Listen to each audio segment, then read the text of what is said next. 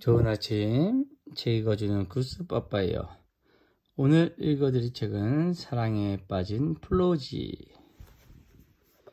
자, 누구랑 사랑에 빠졌는지 한번 지켜볼까요? 플로지는 개를 키우고 싶었어요. 어떤 종류의 개든지 상관없었어요.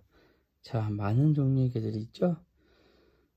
구스빠빠는 개를 잘 몰라요. 개를 무서워하거든요. 근데 플로지는 아무 개를 다 좋아했어요. 잘 돌봐주고 듬뿍 사랑을 주고 싶었어요.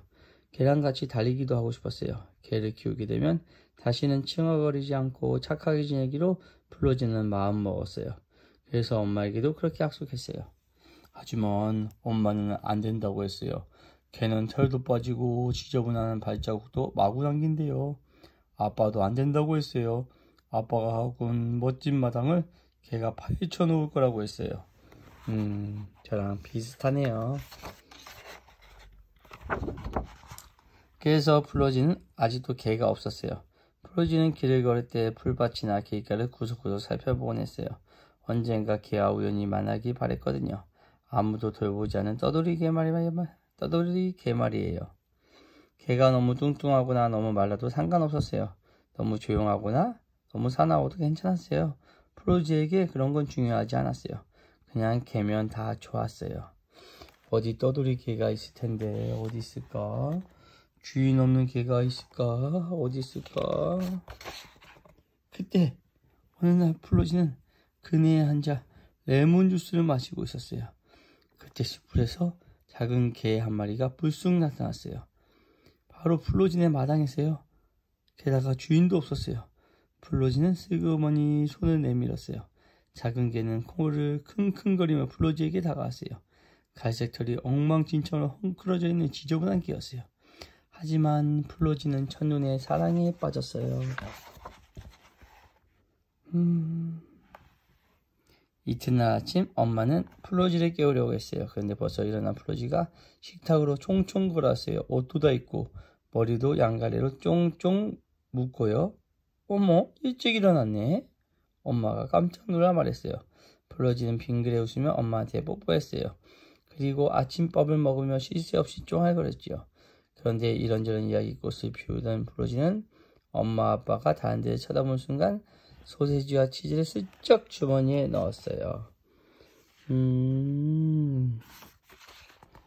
알겠다. 누구를 갖다 주려고 하는 건지. 아침밥을 다 먹은 플로지는 2층에는 자기 방으로 쌩 하고 올라가더니 금세 다시 계단을 콩콩콩 내려갔다가 올라왔어요. 플로지는 평소와 다르게 어쩐지 좀 바빠 보였어요. 부엌일을 마친 엄마가 빨랫감을 들고 현관 쪽으로 갔어요.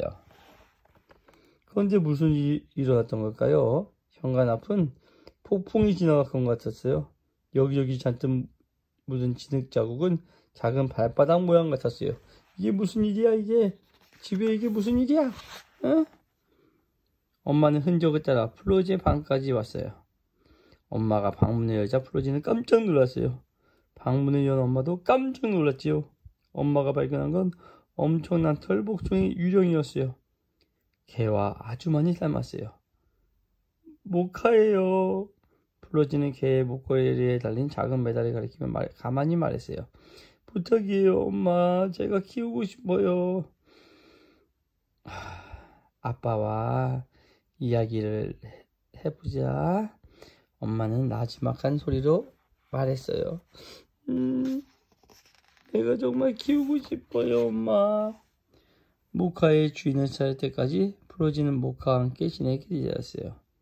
플로지는 모카와 정말 신나게 놀았어요. 둘은같이 마당을 뛰어다녔어요. 곰 사냥도 하고 나뭇잎 속으로 뛰어들기도 했어요.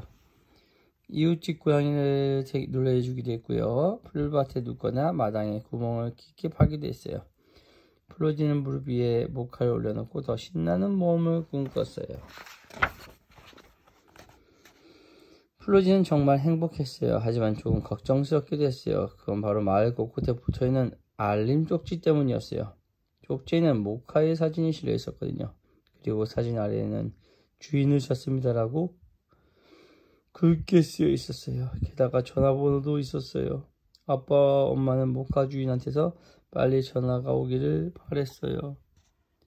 하지만 플로지는 모카와 영원히 같이 살고 싶었어요. 그래서 플로지는 모카와 산책할 때마다 검정펜을 꼭 챙겼어요. 그리고 알림 쪽지 전화번호 숫자 6을 8로 바꿔놓았지요. 아니면 모카의 사진에 수염이나 안경을 그리기도 했고요. 엄마 아빠가 붙여놓은 전단지를 몰래 바꿔놨어요. 하지만 어느 날 한 아저씨가 플로진의 집 앞에 나타났어요. 맞아요. 모카 주인이었어요. 안녕하세요. 저는 레온입니다. 아저씨는 자기 이름을 말했어요. 엄마는 아저씨한테 커피를 대접했어요. 플로지는 깜짝 놀랐어요. 상상했던 모카의 주인과 굉장히 달랐거든요. 플로지는 모카의 주인이 못된 악당일 거라고 생각했어요. 하지만 아저씨는 친절한 사람이었어요. 모카는 아저씨를 보더니 꼬리를 마구 흔들고 보짝보짝 뛰었어요. 나쁜 녀석, 모험을 찾아 혼자 나가다니 이런 장난꾸러기 같은 이라고. 아저씨는 이렇게 말했지만 정말 화가 난 건 아니었어요. 왜냐하면 아저씨는 빙그레 웃으면서 모카를 토닥거렸거든요. 플로지는 기뻐하고 싶었지만 슬펐어요. 아저씨가 모카를 데리고 자주 오겠다고 말해주지 않았다면 엉엉 울었을지도 몰라요. 모카야.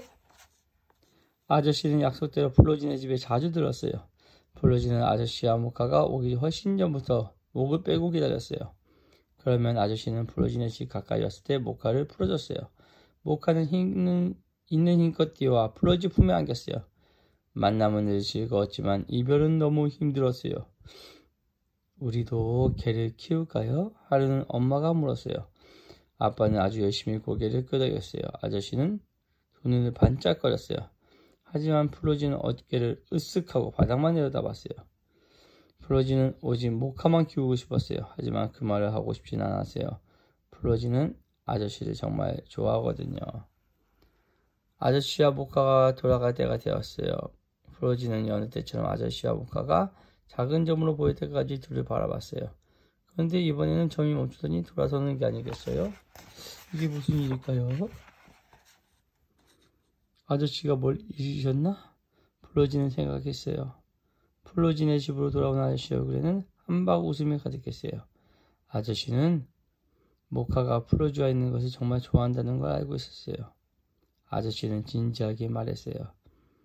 만약 모카와 같이 자주 나를 보러 온다고 약속하면 네가 모카를 앞으로 영원히 돌봐도 괜찮아. 플로지는 방금 들은 말을 믿을 수가 없었어요.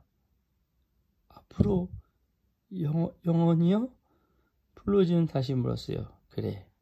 아저씨는 큰 소리로 똑똑히 대답했어요.